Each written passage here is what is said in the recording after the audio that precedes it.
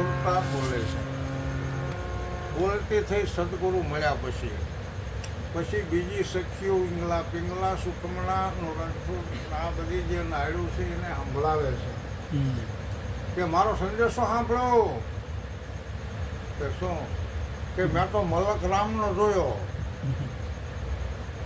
તો ઓલા કે બોલતા નથી બરાબર, પણ આ તો રાયડું પણ છે કે તમે સખીઓ સાંભળો મેં તો રામનો મલક જોયો. અને એ મલક જોયા પછી તો બીજું કંઈ મારી નજર જ મને નથી આવતું. આમ કે છે પણ ક્યારે જોયો કે મને સદગુરુએ શાનમાં સમજાયો. સદગુરુની શાન હું તમને સમજાવું માટે. સદગુરુ માયાથી પર કેવી રીતે છે. આ પાંચે આંગળા માયામાં છે ને, પણ શાનની વાત કરું ને તો જે આંગળા વડે મેં સોન બનાવી છે, હવે આ જે સોન છે ને એ માયામાં નથી.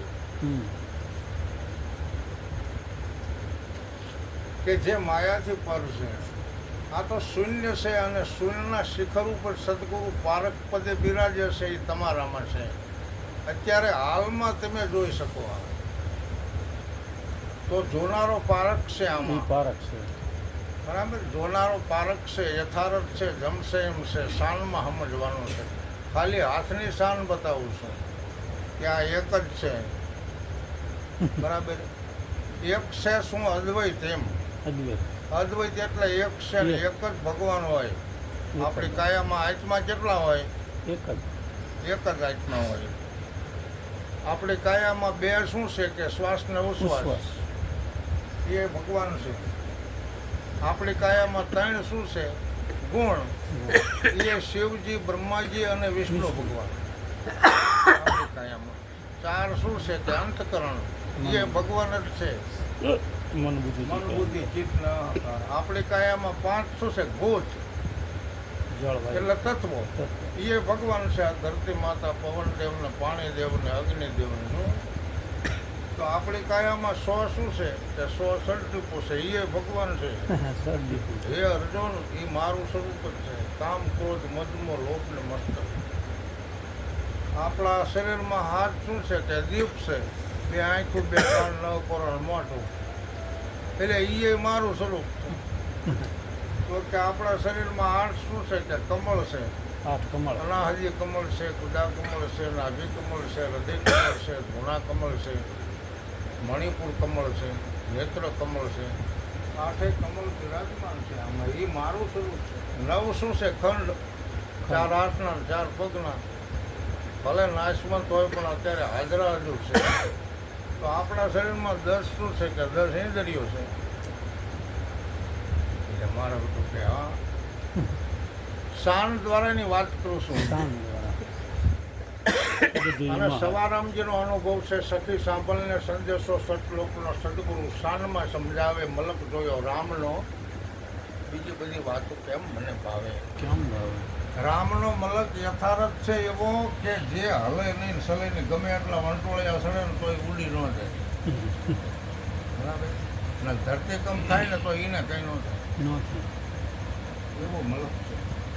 તો એવા મલકનો જે મહિમા છે એના હિસાબે એ જે મલકનો વાસી આપણામાં છે બરાબર. તો ગમે એવો વંટોળિયા સડે કે વાવાઝોડું, ધરતીકંપ કે શરીર પડી જાય પણ ઓલા કંઈ નથી, કંઈ ન થાય.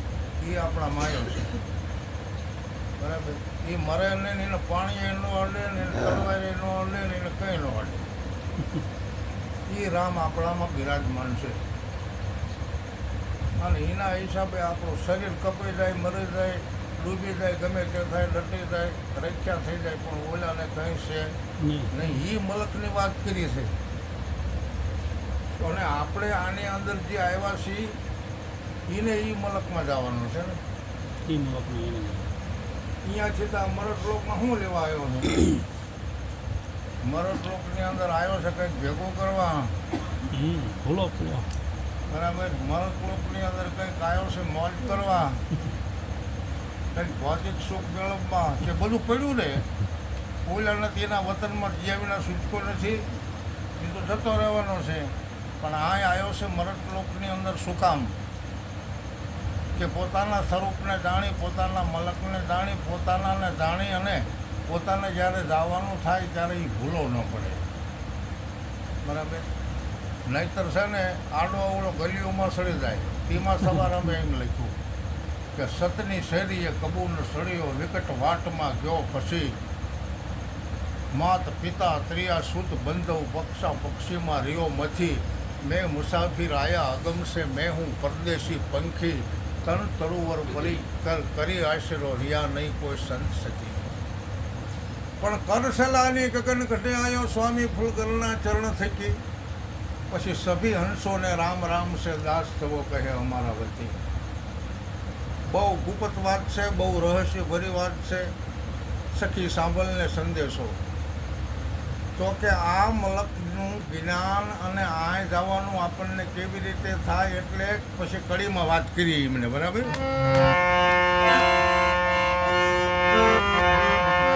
એ સખી ઈશ્વરે જાગો હોય જેના મારે અને એના ભાણે ભોજનિયા કેમ ભાવે રે, પંથના શબ્દ રે સુણી કોઈ કામની રે, એને દ્રષ્ટિમાં એ દુનિયા નવજોને આવે રે સખી. સાંભળને સંદેશો સતરે લોકનો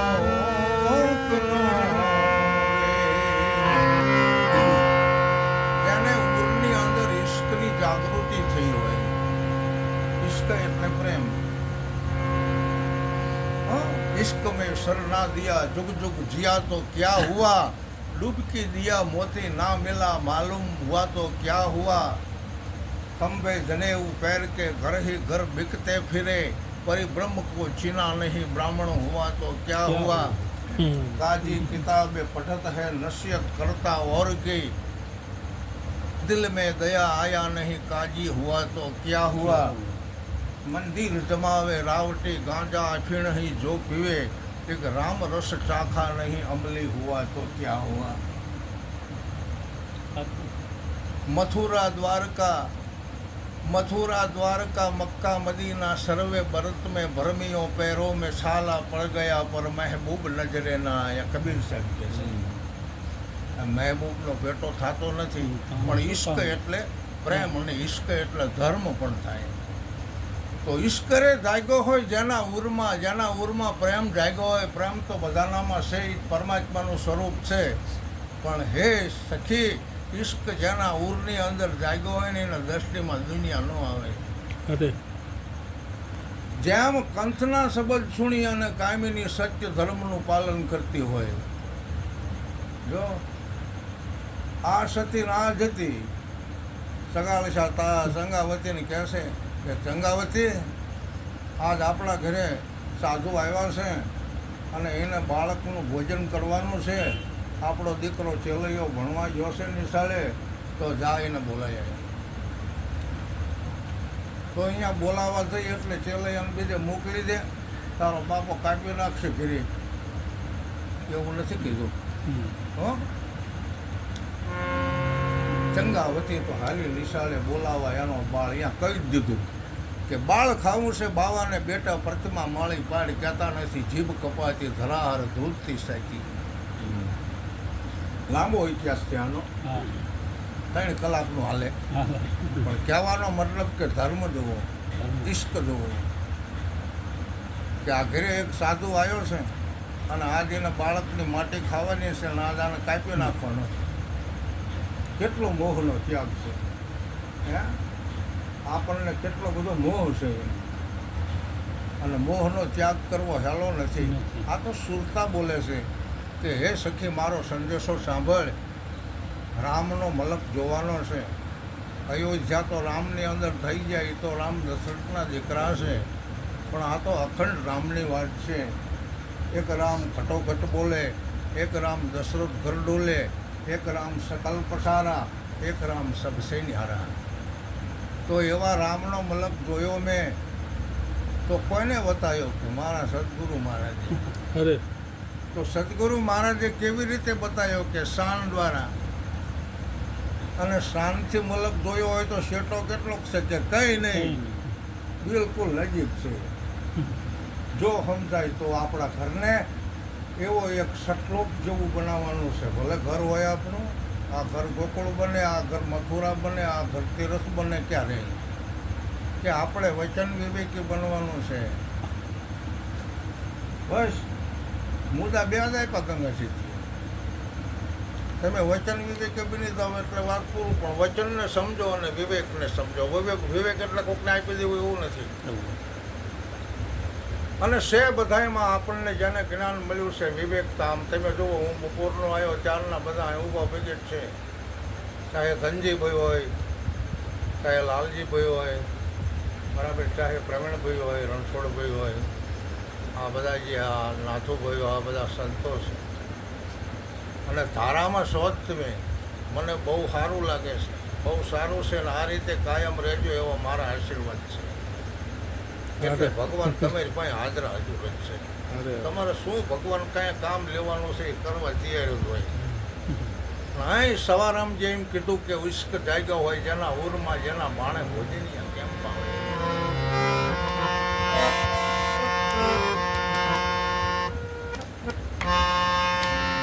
વૈભવ રે જોયા હોય જેને વિદેહ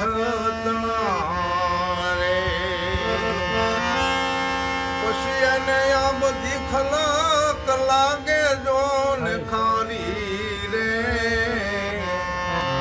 તન મન ધન રે સોંપ્યા મેં તો એ હને. અને મેં તો એ વાર સાથે બાંધી યારી રે સખી.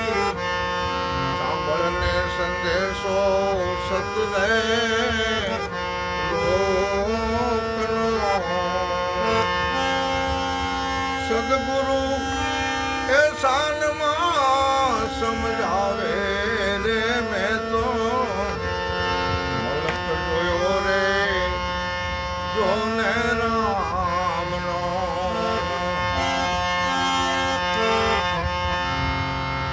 અને એ મલકની અંદર એટલો બધો વૈભવ જોયો કે આ બધા વૈભવ તો ખારો લાગે.